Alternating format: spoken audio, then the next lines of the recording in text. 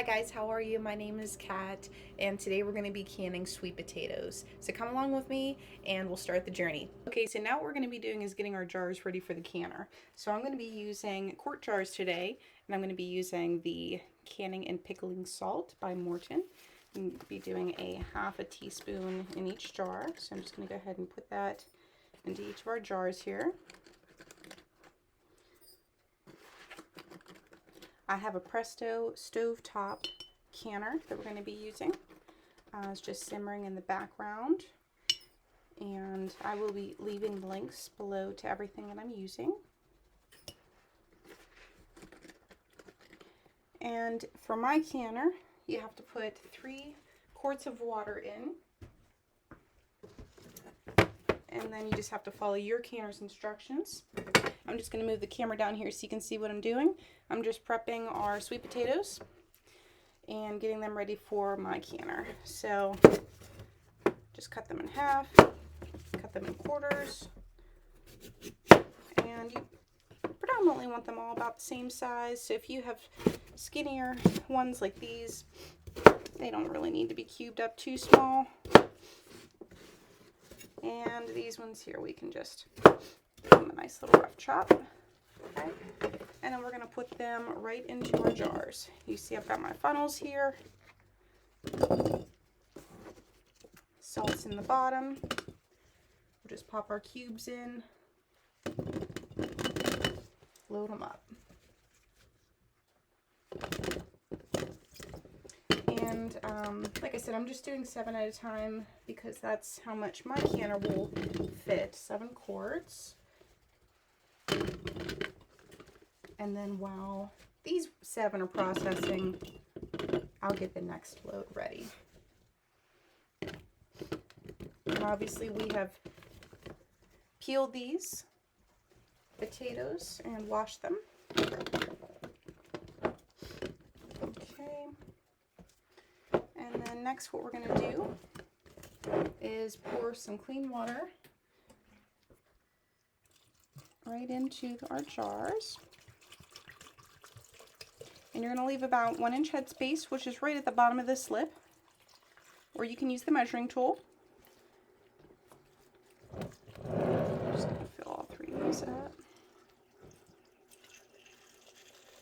Very, very easy. I mean, it's, as long as you're conscientious on your cleanliness and your time when it comes to canning, really anyone can do it. These jars are obviously washed and clean. I've got brand new lids to put on them.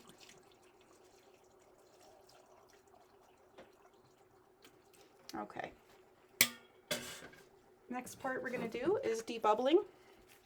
This is your debubbler tool. This here is your measurement, and I'll show you how you can measure. If you take your funnel off here, and this would be 1 inch, and then gradually going up, goes in by 1/4 inch. So depending on what you're making, your recipe may call for something different. So now we're just going to take our debubbler tool. Usually it's plastic, just to not harm the glass.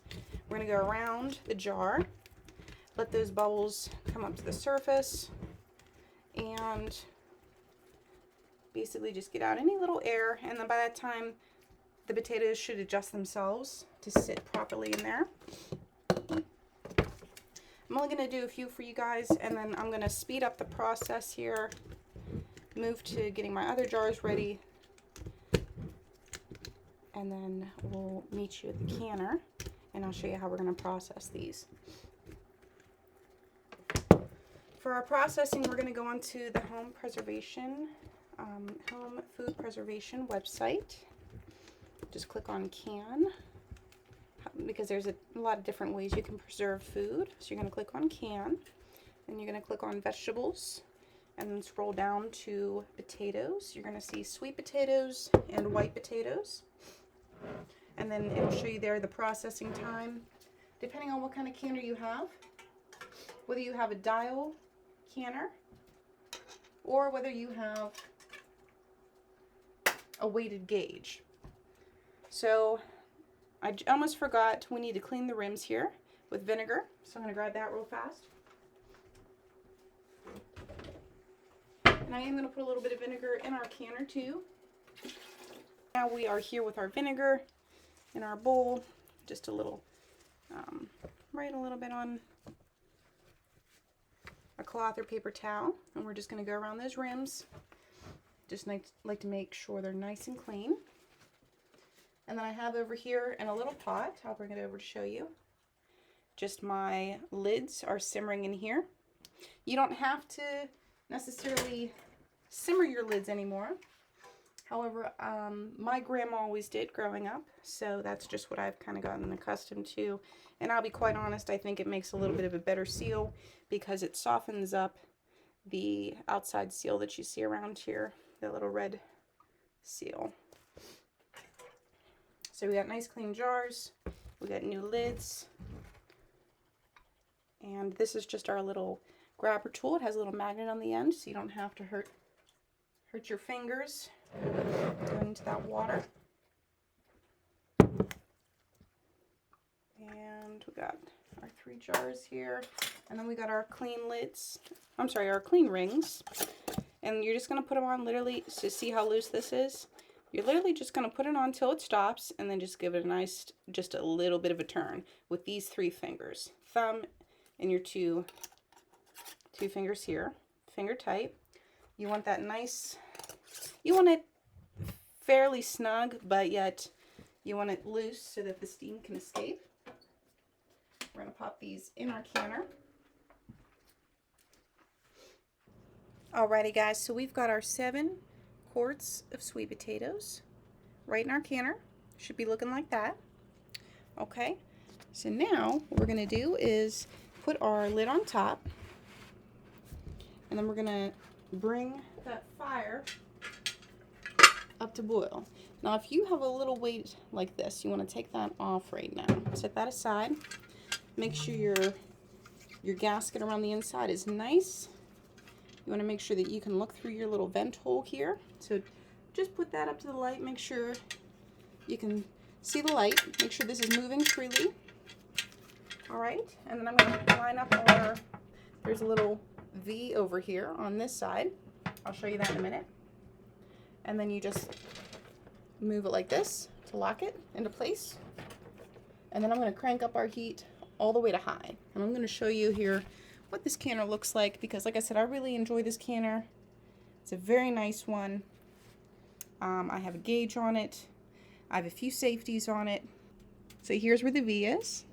You line this up with your handle and then you lock it. Then you have the vent hole and then your pressure gauge here. You have a safety in the back. This is to show when this comes up, it's going to show our pressure. And this one is a safety overall, like if your canner gets way too much pressure. I'm talking this pressure gauge over here goes past 20 psi, starts going into caution. So this will blow before basically anything happens to your canner and release the steam. Okay, so we've got ourselves on high here. We're going to come back whenever our vent here is venting, so that a lot of steam is going to come out of here. We're locked in place, we're good to go. And I actually have a coil burner. This is a coil electric burner. So we're just going to let this vent for 10 minutes. You have to have that. And then when we do, we're going to come back and put our little weighted gauge on, weighted regulator, and we'll just set that on top, right on here. And then we're going to let our pressure rise. For where I am, I need 11 psi, so it needs to be around 11, 12, probably floating around there. And then once it gets up to there, then we're going to start a timer. Timer from that website that I gave you before. We are going to process these quarts for 90 minutes, but only once it gets up to our 11 pounds. Steam has been venting now for 10 minutes. So I'm going to put my little weight right on. And now our PSI pressure is going to start to rise. So once this gauge gets up to about 11, then I'm going to just adjust the heat accordingly in order to keep it around 11. And then I'm going to start my timer then for 90 minutes. So I have my other jars back here. I am cording those up right now. I had 30 pounds of sweet potatoes to begin with. Okay guys, so we're ready to take our sweet potatoes out of the canner. This is the first load. So I'm just going to show you how we open this. The pressure gauge is all the way on 0. Here, I'll bring you closer so you can see. Our pressure gauge is at 0. You see I was able to take that weighted gauge off because there's no steam coming out. And then our back valve, little valve thing has dropped. So that means that everything is safe for us to take out our jars.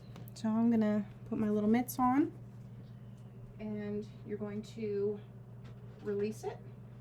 Just give a little push and let it breathe a little bit for just a second. Spin that there. And then you want to open away from you like this.